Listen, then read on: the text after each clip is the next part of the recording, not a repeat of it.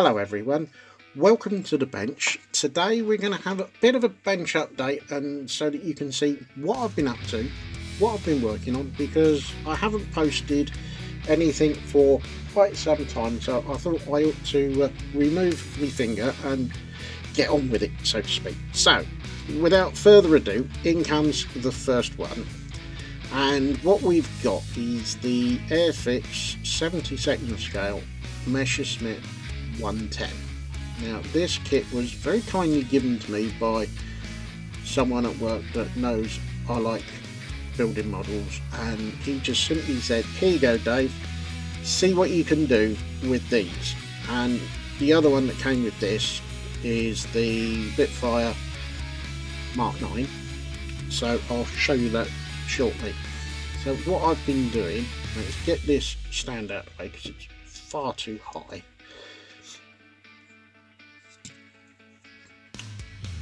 So the first thing that caught my attention for this kit was the absolute void of nothingness that is in the cockpit. There is very little detail, if any at all.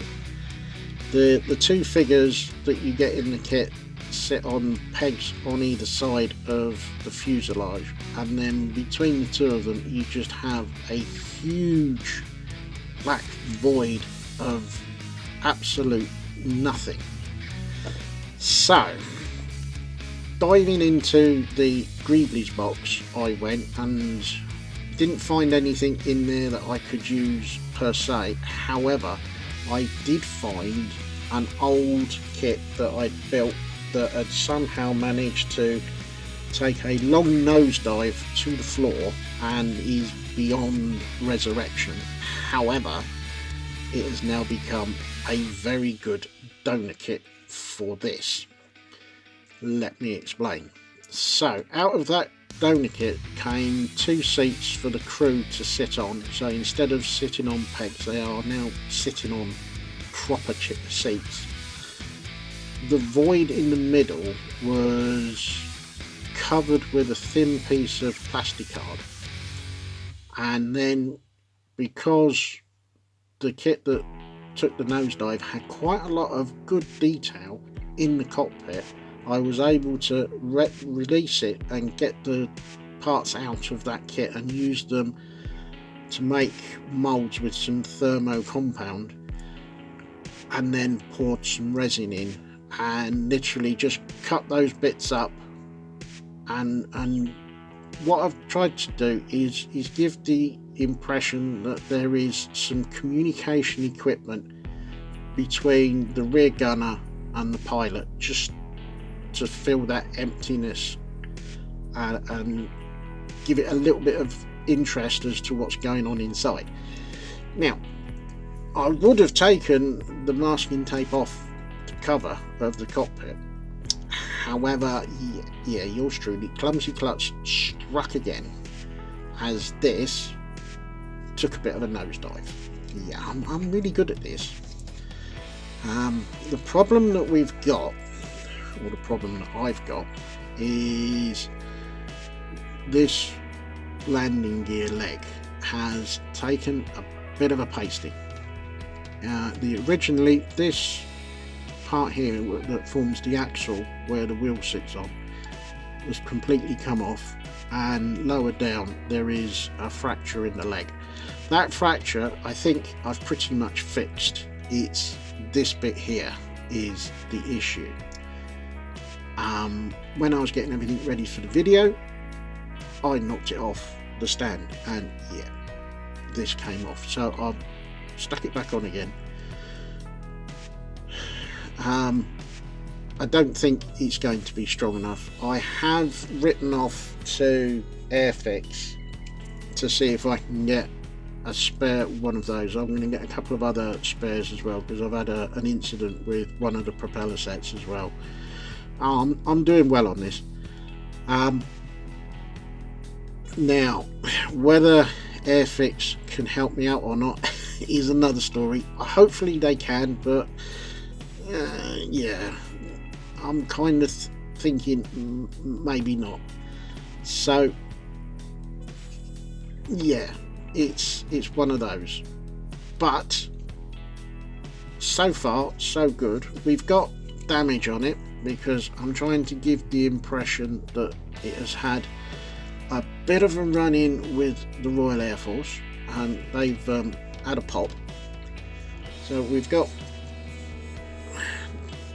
damage on the top surface of the wing, and if I can get it in the right angle, hopefully if I put my stick under there, you should be able to see a little bit of damage going towards the machine guns, and the rear tailplane has taken a bit of a beating as well.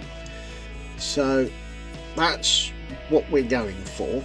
We're going for a beaten up look where he's got away with it somehow. Now the machine guns, as a lot of you will know, are not the kit parts. Now I'm going to put this down carefully.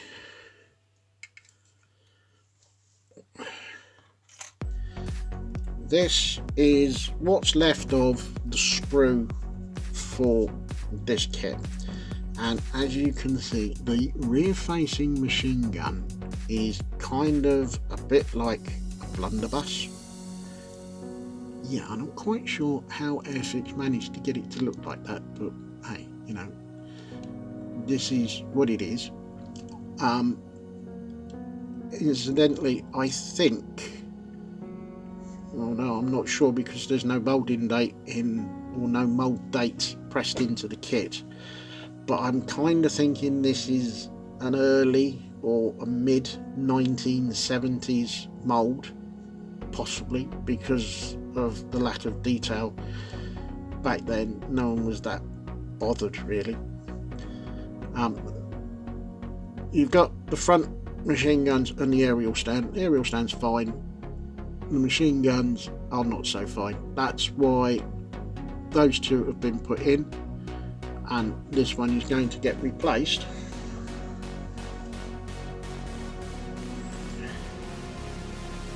he pops it in there by one of these.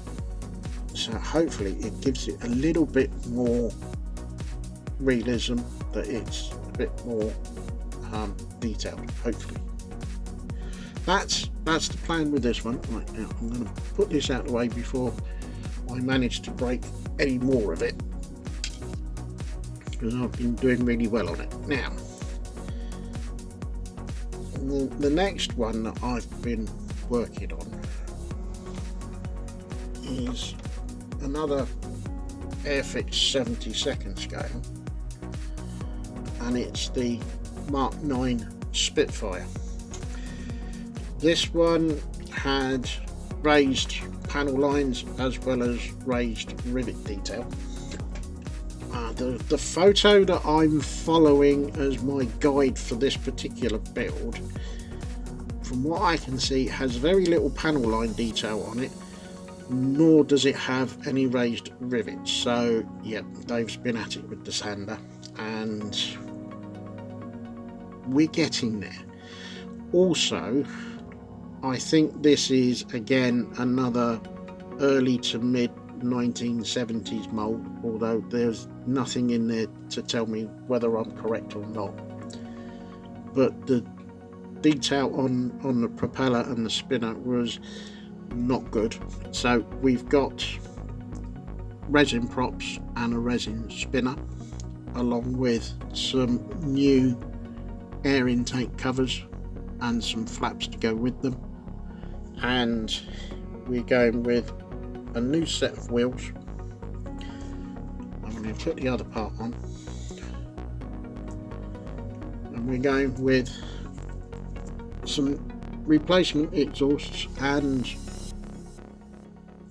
there's some little bits, I don't know if you'll be able to see this, but there's a rear view mirror and there's a couple of extra detail parts to go on the nose when we come round to the doing the putting together. I'm not going to go for an internal cockpit.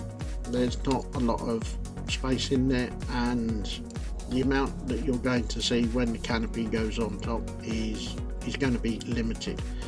About the only thing that I am going to do is put some plastic card on here and on here just to cover up these voids. Possibly might even put something down here, depending on how much you can see once the pilot and the seat have gone in. Otherwise it's not too bad a kit. I'm suggesting here that you've got the camera lens and there, but I'm not sure if chrome is probably the right colour, so we might have a change there.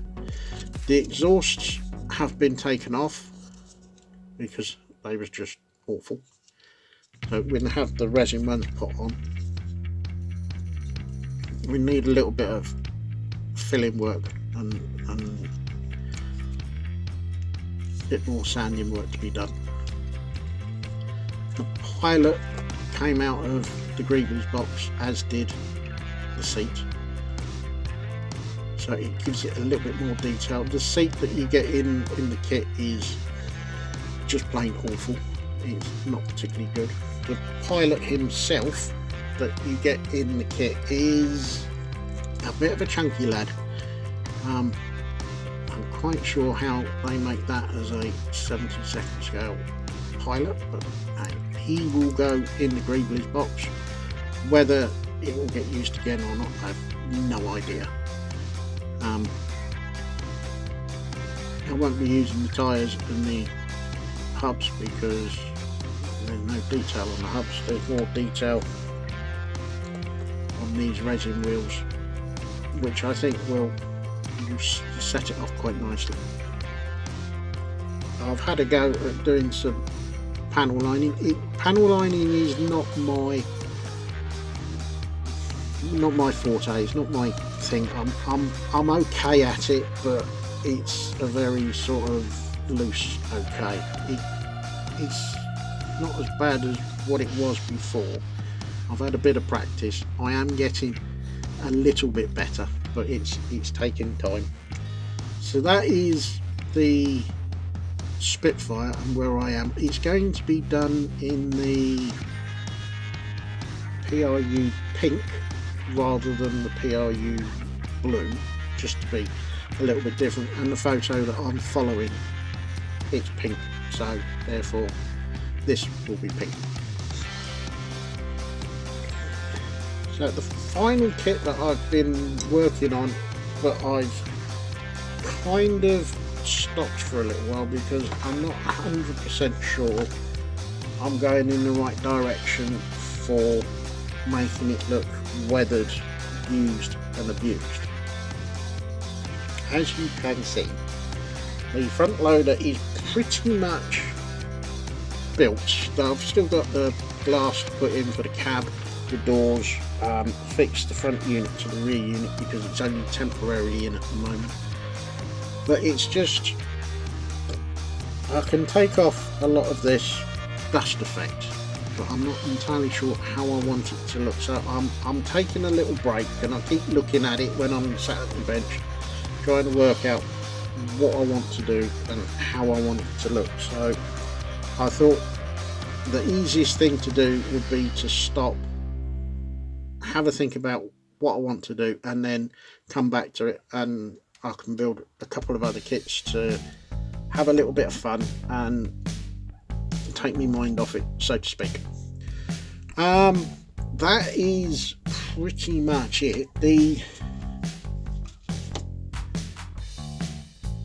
This is the photo etch fret that I got for the mottling.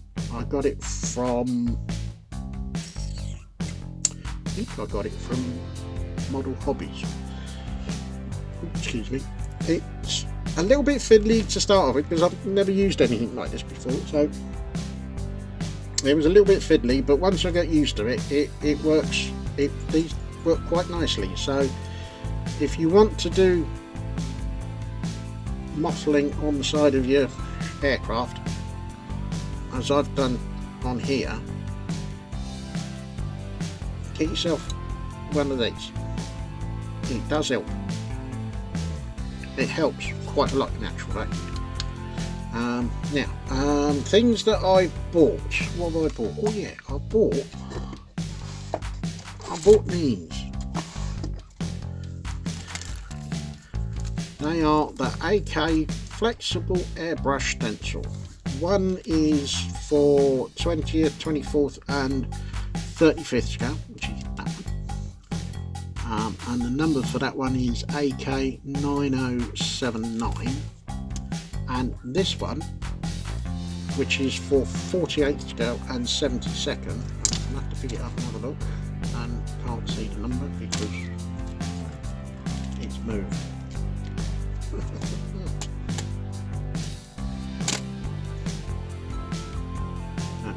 Can't read it, but I presume it's probably either 9078 or 9080, one or the other. So yeah, I've not used them because they're still in their packets and they've not got any paint on. I think I'm going to use this one. I'm going to use it on the Spitfire just to try and get a slightly different paint finish. So we see how we get on with that. I was going to do it on the 110, but I kind of forgot. So we'll have a go on the Spitfire so you can see what I get up to with that. I have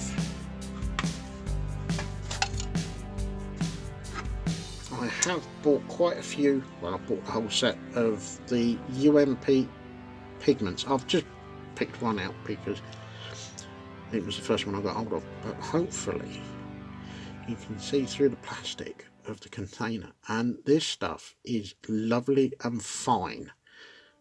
But whatever you do, when you've got the pot open, do not sneeze because this will go everywhere. And this colour is going to show up like no other. But no, on a serious note, I have used this. I've used it on the front loader to do a little bit of a rust effect on the rear top, he says, looking for his pointer, and he's just found it. So I've put some in around here, and it works really nice. So if you're thinking about having a different brand of pigment, have a look at these. They are well worth it. What else have I had? Oh, I bought some of their wash. Now I can't say anything about it at the moment because, in all fairness, I've not used it, so I can't comment. But I've bought a few of these, so these will be used on the 110 and on the Spitfire. So we'll have a good mess around and see what we can do with them and how they work and so on. So that's those. I've also got I've got all 3 bottles of the decal solution, the normal strong and extra strong. Again, I haven't used this, so therefore I can't comment as to whether it's any good or not because I've not used it, so I've got no experience of it. I shall use that on the Spitfire. The 110, I'm going to use an alternative homebrew version of decal setting solution, and we'll see how we get on with that. As some of you will know, I've also bought the Apex airbrush, which I'll bring in and put down on there. If you are in the market for a new airbrush or alternative airbrush, you really do need to have a look at this because it is a 0.35 through to 0.5 needle all in one. It all depends on how far back you pull the needle as to how much paint you're allowing out. I've got my MAC valve at the bottom so that I can get even greater control. But to even get more control, I've made my own backstop, a DIY backstop, a bolt, a nut and a washer and some GS hypo glue. Left it overnight and it works a treat. With that and that, this makes this an awesome airbrush to use. Now, a note, if anyone from UMP is watching, if you're going to do any upgrade, put a backstop on it. It's worth it. Even if it costs a couple of quid more, it's worth having.